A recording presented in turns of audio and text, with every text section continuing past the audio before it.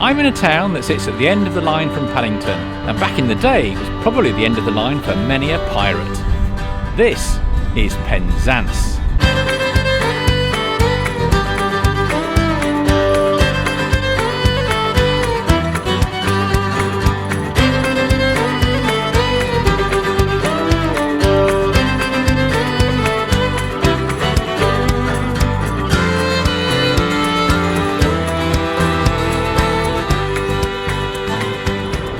There are few train journeys in England more romantic than catching the Great Western Railway from Paddington all the way to the terminus here in Penzance.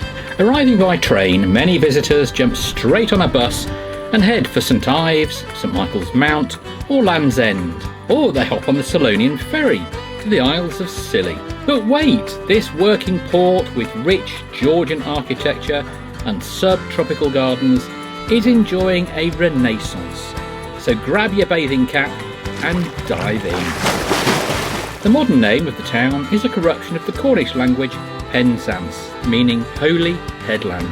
Its most famous son is undoubtedly Sir Humphrey Davy, inventor of the Davy lamp. Artists have always been attracted to this corner of Cornwall, and you can find both contemporary art at the Exchange or the famous Newlyn School at the Penley Gallery. You can find out more about Newlyn on the separate film on the channel. The town was made famous by Gilbert and Sullivan in the opera The Pirates of Penzance. The reality, though, was less amusing. Barbary pirates engaging in the slave trade raided the town well into the 18th century. The Admiral Benbow pub here on Chapel Street has allegedly been serving pirates and smugglers since the late 17th century.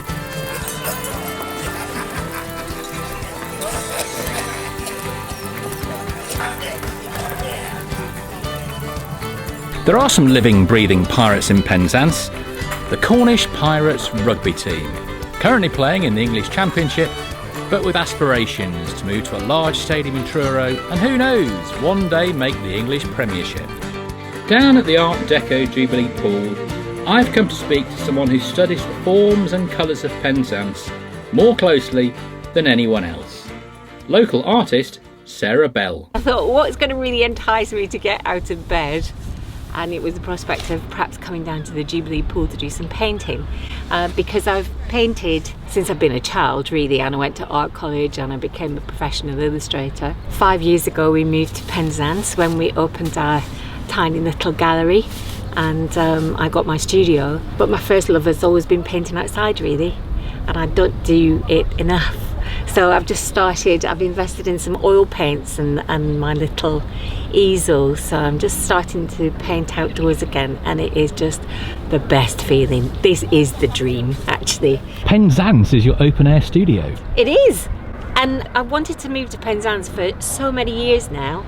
Being down here is just so wonderful. Just, I think it's the sense of space, because particularly in Penzance, I think, because Penzance is quite different from a lot of the seaside places in Cornwall, because most of the seaside places in Cornwall originate from tiny fishing villages and tiny fishing harbours, which means that they're really tiny, very pretty, tiny little houses, tiny little streets, totally unsuited for mass tourism. You know, I'm thinking of St Ives, which is so beautiful, but, you know, is a victim of its own success a lot of the year round because it's so crammed with people and cars and things. But Penzance is a very different kind of town. It's always been a real working town. It's had a working harbour. It's a Georgian town. You know, it's got some beautiful architecture and beautiful parks, subtropical parks. And then this amazing promenade. It's the only place in Cornwall which has a promenade. When the railways came here, tourism started becoming more popular, and lots of big houses were built here because the temperature or the climate in Penzance is officially, and has been for centuries, the mildest climate in the UK in winter. Quite likely that if you do come to Penzance in summer, you will bump into me somewhere, being artistic, looking slightly pretentious possibly.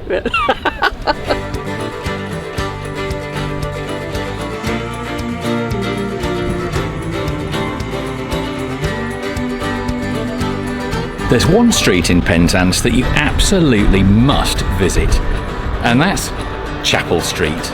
You'll find stacks of independent stores, historic taverns, the wonderfully eclectic Egyptian house, and the Chapel Street Gallery, owned by Nigel Bell. This is a silk screen print that she does by hand.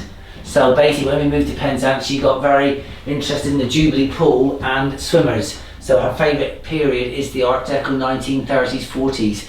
So she's created these by hand, a run of them, and then we take one of those prints to the printers, and then we can do the giclée prints, which are much more affordable. Since COVID, and with the situation of people wanting to get out of the city and have perhaps a change of lifestyle, Penzance has come to the fore, and it's a place where there's so much creative work going on with artists and writers and poets. I think a lot of people now are using Penzance perhaps to come and live and work, you know, because you have got that train line. You can jump on the early morning train and you can be in London within so many hours. So there does seem to be a lot more investment into Penzance and more people wanting to live in Penzance. And we have our issues with the sort of people struggling to make a living, with the homeless, you know, because again it's that end of the train line. So there's always an issue there, like a lot of towns. But you know, everybody's welcome in Penzance, whoever you may be. That's how we are here in Penzance.